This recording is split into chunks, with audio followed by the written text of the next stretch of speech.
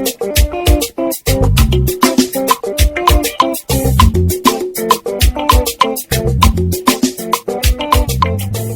kami mi mane kaniri gwa ni ajiri ni kono kwa ibom kisi kuri suro kompo ukpe mpo inam kwa isim ki dare srefo sisi nam kisi kono de inai kaiso me di na majid ide Guidance and Counseling Series. Kide Guidance and Counseling Series. Isi coming on to go item. Ikpe mo na mo ikpe kangwet ke tusong e jom ko banga ke ufongwet. Ero riyo mempo sekpe nam da de sem mo biuro. Da ro mana de sem po mo afon. Iteme me jiri sini non to go ni bong. Isi no iteme kan to go. Isi no meti cho fongwet. Ikai su isi no mbono jiri pikoro ki komba kara management me sem po mba ufongwet. Never jiri wi never mi ade ide oworion asunu bongo no ikono kwa ibom. Oboda ade se sin kwa ibom ko wana kpan to fongwet eba ke public secondary school e kai so esin mete me frogo se mpo mi ebere ko wana ba jiri no iteme me ke tiu song mbon Faculty of Education ke University of Uyo FCD su kon eri no iteme mi amin kere kpan borofia ande ejene fia ki corrected ke tumekbo Ora ke suko forogo imai tan ko ibanga academic goal adem finemi inai tan kom fen ambakare ko effective study skills se min se ndobo ki kom bakara de agwo usong meru na to jere pepe mgwet ku fongwet da ri gwo ino anye kisi kon ajiri nebe mi to go Faculty of Education University of Uyeri iminye Dr. Teresa Udofia Dr. Sujo Nontoka Itoy ka medio. Ikai sinye Dr. Otobong Johnson Ekpo. Dr. Sujo Nontoka. Okay, songi demo. Ikai sinye kisi konfnemi. Ewi pon ton ekop setan ewi mem. Nto fongwe Community Secondary School. Aka Fort ko Uyo. Na nam da mo. Sia yenye mo kere. Engere gosh kan se arf. Amin ke the blessing if you are se. Amin kere William Johnson Udo. Amin kere me Mandolet. Amin kere da Sika Okodi. Amin kere Monday Justice. Amin kere Blessing Jonathan. Amin kere Bryce Samuel Edith. Amin kere Deborah Godwin. Off on a friend nyina me na Sujo nombono kwa ibom sikom nyina ya ibo hi. Hi. Na me bo.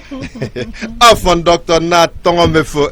nyina se sembakara tieti aba ku fongwen taifiok aro pepe mpo ku fongwen taifiok atu gwontiede sa sembakara etieti adem finki sikon afu wo sembakara sefo se semke mbakara de akaka ma pempo de anari siok isu ikon da de sento kanje mbonsiri sikobom ikom bakara ekene ekop nko mo de mbonsisi ikokom di kom bakara me ade mike wi ko kanje amoy mane ponton ere kenyi ne me ikop se tande se nyine se semke kom bakara de effective study skills abreken to fongwet e banga ke secondary school me primary school para panturi mbonsi dak jire kere be me risio kisi konfirme agwo wose So I tell you, go no quite boom. May come about young never said again and one again. I'm fun. I mean, somebody come macaron to a macaron. So you can't gang and medium. I tell you, you come macara for Kuru effective study skill. Keddy Benson Gikon Gangan. I don't mean you song. Ye do when. I can't you know from with a baby neck babe wet. I couldn't wet. And I'm making boffin as an K who found with a Kenya cara. Ma to do any tea boro. Awara kiniso. Off for a foot avocate keba etiu song. Metie Eduwem. Metiu song on me. Metie ruwe me. Nam diary adengenke. Keredu, I uniform where a bangutong. I know teacher, now baby wet. Mpongtong no teacher na kaiso. Ekuranyi come makara listening. Ayoy badu, I uniform wet. I wet de. Egbibu no taking. Say teacher babe. Ayoy taro nyeke wet men pom yama anye wo fok anye mana tie good senye ni good reading ndi ni luka fun subject keti ekuku nganga aba anye na randefu adodro or aso solve ban tibat anye ibat okuro good solve ka ni answer ka matre ndi eduwem arusu eduwem ekuru nye mindset esra fo kamake asanake class edu akpangutong asese teacher anam anyanga wet aneke anam boy titi korum for maro sanake class akekerum for ba ke sim idem for sanake classroom ini resebu ko ini resebu pe tai Dr. Otto I tan ko man ko ngwet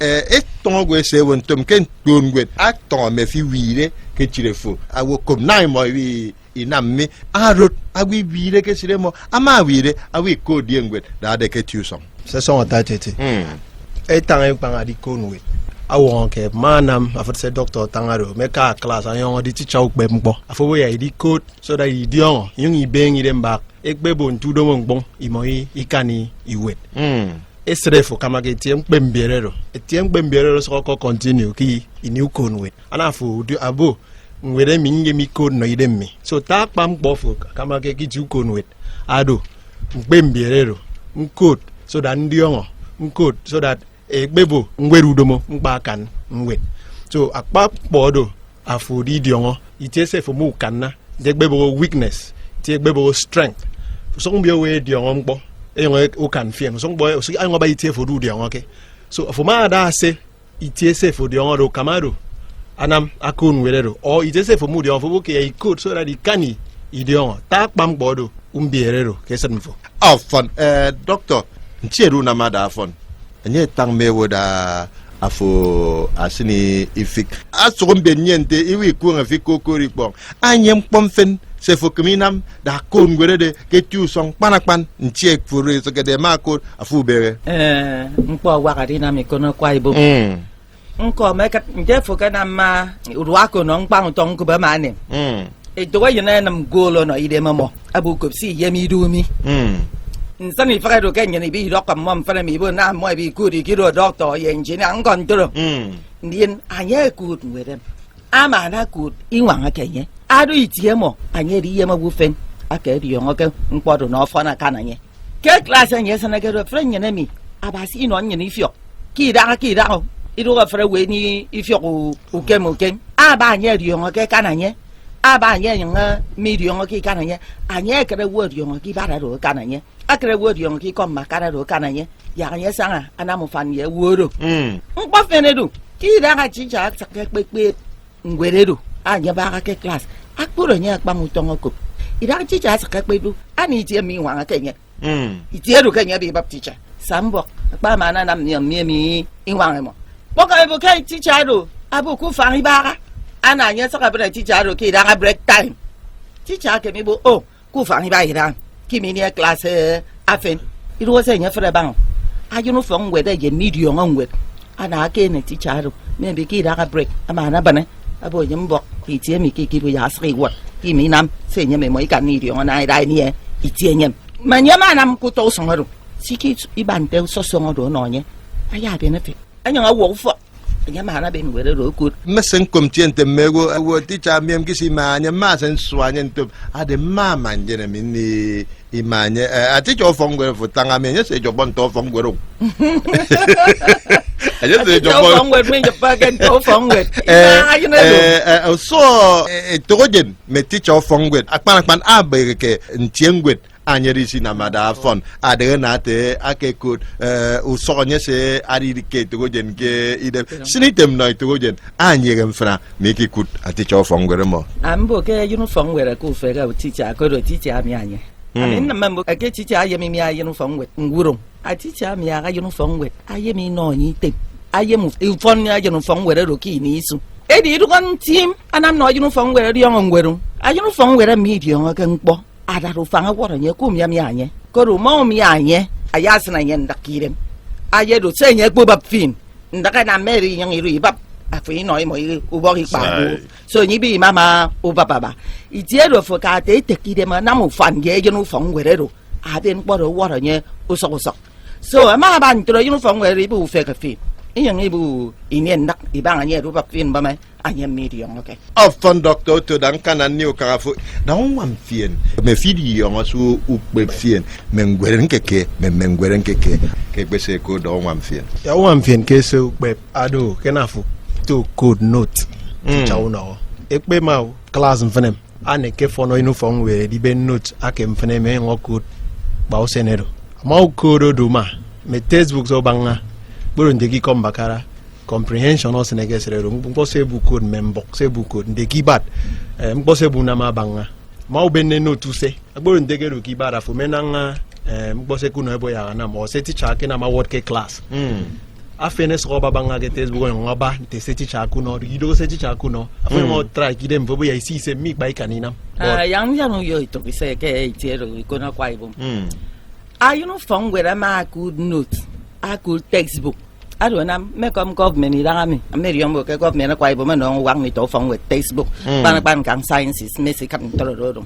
ido ka fan bo ke teacher bi upebo a teacher ma di class o pe fin po aga mi si two examples so nothing but ikwe ngeke ke examples si ba no ko fin do ban bad a teacher ma nam example 1 example 2 example ba iro but ma ke mu se no do mo aga mo no ition so for ma ku textbook dian if you for ya mana awon aka na do npo fe na for pe ye me good pana pe do me wo class e do ya iwari weru do mo yem pass questions mana dian si se me for pa kana bo ram ba me na ai pap ku do man ni ku do wa he o ne ku men control ro ya mana uno fini fio afo aka se chi cha ka what the topic ye na ba me awo ke topic ni ma to ru do ma di for me bebe hi den pokom ma pe wo na pe wo utara ki wet mbi yo song tie ken tien kon gwere mi wi daka ke daka nun a futse jiri su ita me che uro to jere a ka fong wet kon gwet ba aburo anya ke su ita ngai bam adam mesen kom tien te go ke bi kon gwet i ba mburo mi i bo ke kon gwere wo da area yo esin kidem man siago ni se me fi kon gwet mburo me fi kon gwet nyon sin ke idem ngun wen diongo ngun wen bi yo uduma adun sien po ayino fon were kurum wet abi uduma aba ukemo kemte ayino fon were bo ki kan weri no ite ye ka mo awo se ite ye ka mo mi no nganye se ke won abo ki o ma so bi yo were do nya de bu fai pa kuru no awara ka bi yo were aye ite mo ye ka mo ide bu fai pa kuru no nye me bi on ni fe ni so ni de ma ba ate ka pa nke bi yo ke ikin no u fai pa kuru ke bu ya no o ke tento anya ro kun wet mbi yuruma ama anya wet uduma do ma ifi akwe no bon kun wet ndiongo adu anya di ben ifion were du nduwem kini isu anya nam ku fon were nyani ki pe be ye se pe mfanam e ku te ku previous knowledge bobo bi fio edut ke kani ifio anya na mi ama de yo ngpom u fa fo bu gudut adu ke de previous knowledge anya do lifelong learning ki kom maka inam ku kun were mi ni bo fi ku ri bat kom maka rakbot ku re fre fan wet ma to ro fo ni fio akana du wum ke ayom fanam akena na po akbu mo doctor dan song tieme fo isu tan ko ban kon gwet asa di na wan se ba mesen kun night to jene de ki gwo anye ben ngwere mo awoki ma mi gwen te juno fongwet o so anye gwet article apede tienye du fongwere de nye anye makoro magazine anye gwere ano o so anye de ti fongwere nye ro tie gi de mi de mo aro gwen kpo agwara ite mo agwara ndom ntugodi na mami ari sanga kem kpo me tesu fongwet ake sanga kem kpo mo udum fongwet aro nwam ko kira si su itan ibanga mi nwa me ti abasi no nyen se good endowment or potential nyen siunsiu afre we ni do ado na ndukun were mi ido pat ku fongwet ke kunwet ukbe bu egbe bu kunwet ke ufaka basi ko do ma ka bible school no to in bible e de good I no mpo ite recite ukwe kunwet iro even ku fok as parents me yang anoy so to yin ani gan pembi de be ki de ma no ide ma mo di do iti to yin ngwon da go do ni se wo nye da aka akpe be wo do ye mi ban te wo do e good a role model anya yang ado abase no nye ifio ke di wen te poem I mean me ti ke secondary school mi e my name magazine man with poems and some forget title nge kure nya my little hen yes ababone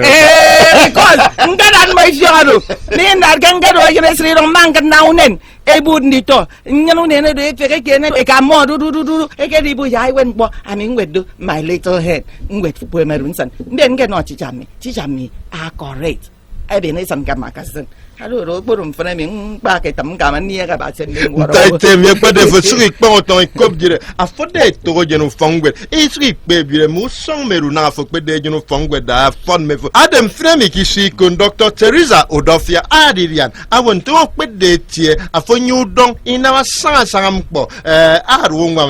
fien ki monte to je I my great poem de iki called My Little Hen am Fremi eto Teresa ake gwede poem ama tongjunu nen anye ke kudede ari the doctor at the lecturer ke University of Uyo akpade fesuri kop jire rok jem kwase foro wonam arode